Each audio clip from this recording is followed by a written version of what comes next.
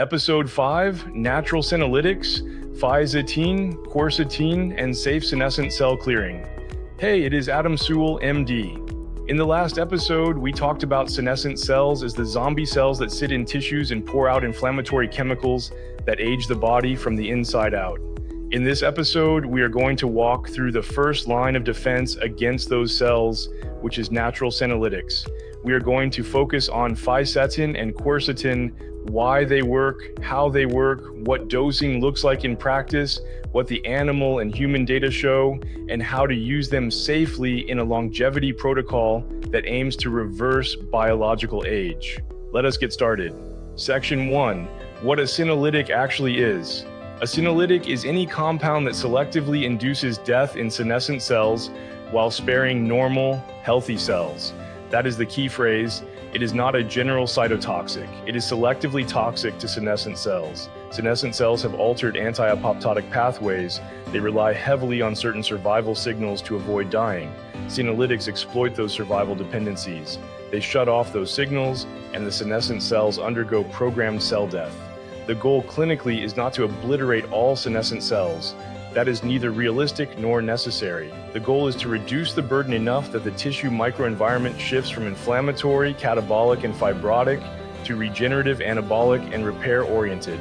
Natural senolytics like Fisetin and Quercetin are attractive because they have relatively broad safety margins compared with pharmaceutical senolytics like dasatinib.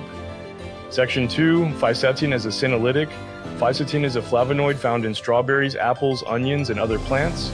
It has antioxidant and anti-inflammatory effects, but the reason we care about it in aging medicine is that it acts as a senolytic. Preclinical studies have shown that Fisetin can selectively induce apoptosis in senescent cells. In mouse models, giving Fisetin late in life reduced senescent cell burden, improved physical function, and extended remaining lifespan. In some of the work by Yusuf Zadeh and colleagues, treating aged mice with Fisetin reduced markers of senescence in multiple tissues and increased health span. Mechanistically, Fisetin appears to interfere with several of the pro-survival pathways that senescent cells rely on, including BCL2 family signaling and PI3 kinase pathways. When those survival pathways are inhibited, senescent cells can no longer maintain their arrested state, and they undergo apoptosis. There is also evidence that Fisetin reduces inflammatory cytokines associated with the senescence-associated secretory phenotype, including interleukin-6 and tumor necrosis factor alpha. That means Fisetin not only helps remove senescent cells, it also reduces the toxic fog they create. Section 3, Fisetin dosing in a senolytic protocol. When Fisetin is used as a senolytic, it is not taken every day like a vitamin. It is taken in high doses for short bursts, what we call pulse dosing. Most senolytic-style protocols for Fisetin use doses in the range of 500 milligrams to 1,000 milligrams per day for 2 to 3 consecutive days, often repeated once per month. Some protocols adjust dosing by body weight, for example, using around 20 milligrams per kilogram per day, but in practice, most adult patients fall into that 500 to 1,000 milligram range. You can think of those 2 to 3 days as a senescent cell clean-out window. The patient takes high-dose Fisetin, senescent cells are stressed and cleared, and then there is a recovery period where the tissue environment rebalances.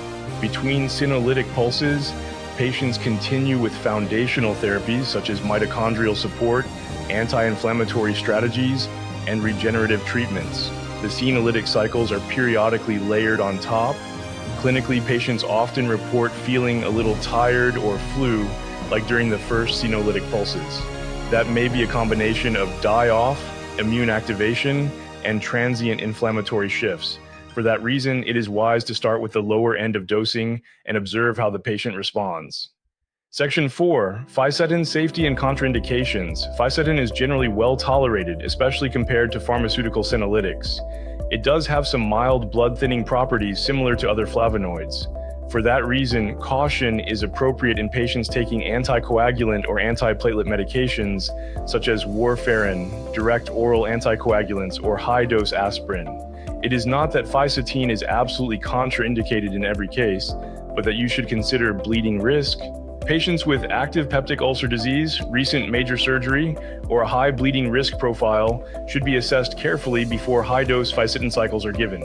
There is not yet large-scale human data on long-term, repeated senolytic pulses over many years, so a conservative approach is prudent. This means using periodic cycles rather than constant high dosing and monitoring how the patient feels and what their inflammatory markers do over time. Section 5. Quercetin as a senolytic and companion molecule. Quercetin is another flavonoid found in many fruits and vegetables, especially onions, capers, and apples. It is widely known for its antioxidant, anti-inflammatory, and mast cell stabilizing effects. But in the context of senescence, its most important role is as a senolytic and as a companion molecule to other senolytics. In early senolytic research, quercetin, often in combination with dasatinib, was shown to reduce senescent cell burden and improve function in aged mice and in some human pilot studies. Quercetin interferes with pro-survival pathways in senescent cells, including PI3 kinase and other growth signaling pathways.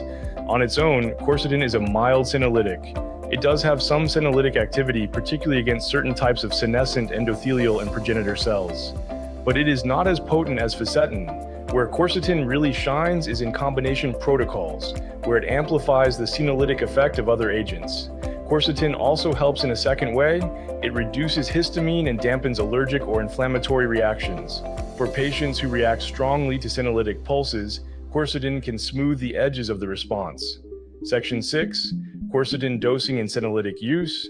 When used in a senolytic protocol, quercetin is usually dosed between 500 milligrams and 1,000 milligrams per day for a few days, either on its own or in combination with other senolytics. For a natural senolytic cycle without pharmaceuticals, a common pattern is to combine Fisetin and quercetin together for 2 to 3 days. For example, 500 milligrams of Fisetin and 500 to 1,000 milligrams of quercetin daily, taken for 2 or 3 days, then stopped. This cycle might be repeated once a month or once every 2 months, depending on the patient's age, level of inflammation, and clinical presentation.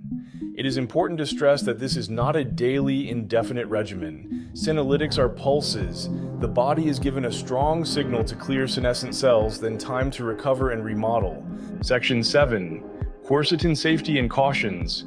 Quercetin, like Fisetin, has mild blood-thinning properties. It can also interact with certain medications metabolized by liver enzymes, particularly cytochrome P450 pathways. In practice, most patients tolerate it well, but those on multiple medications, such as anticoagulants, antiarrhythmics, or narrow therapeutic index drugs, should be reviewed carefully. High doses of quercetin can cause gastrointestinal upset in some patients.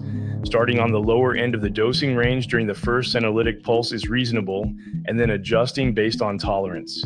As with Fisetin, there is limited long-term human data specifically on repeated high-dose senolytic pulsing.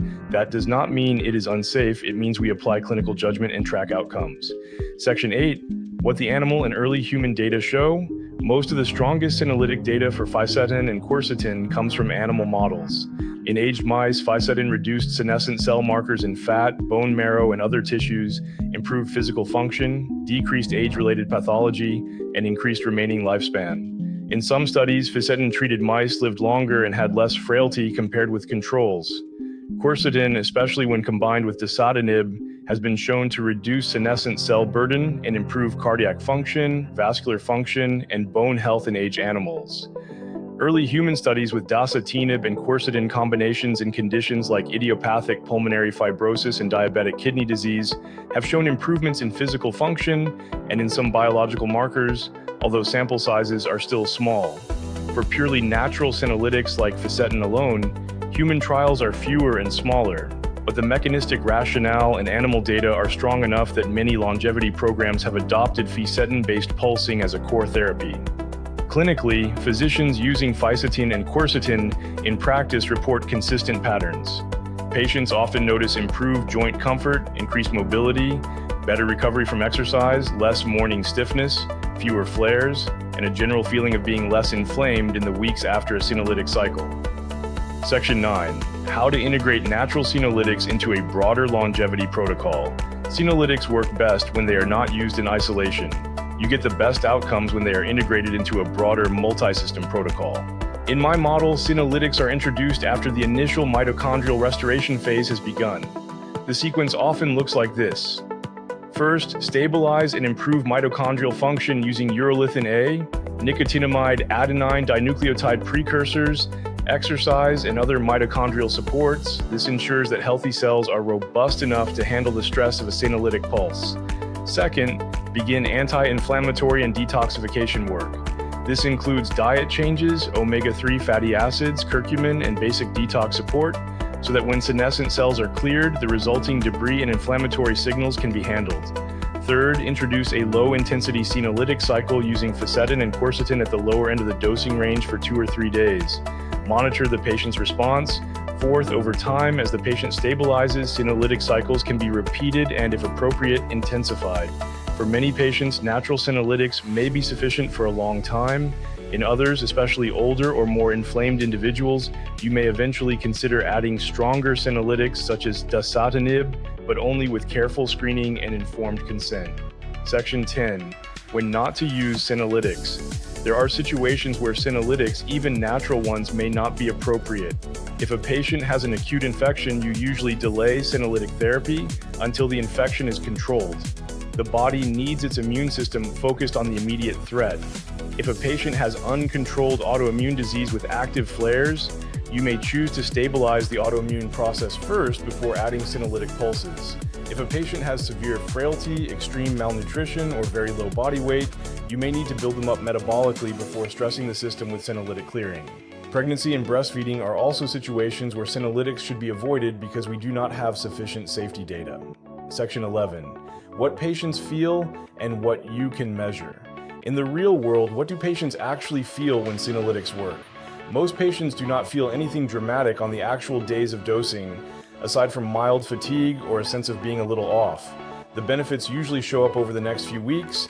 Patients often report that joints feel looser, that morning stiffness is reduced, that they recover faster from workouts, that old nagging pains become less intense, and that they feel less inflamed overall.